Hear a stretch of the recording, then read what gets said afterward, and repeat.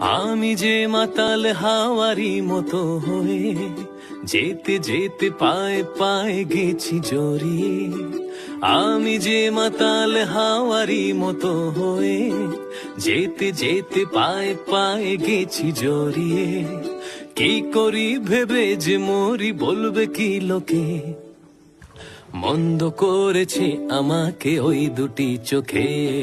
কে নামে ডেকে বলবো তোমাকে, মন্দ করেছে আমাকে ওই দুটি চোখে। পালাতে পারিনি আমি যে দিশাহারা, দুটি চোখ যেন আমায় দিচ্ছে পাহারা।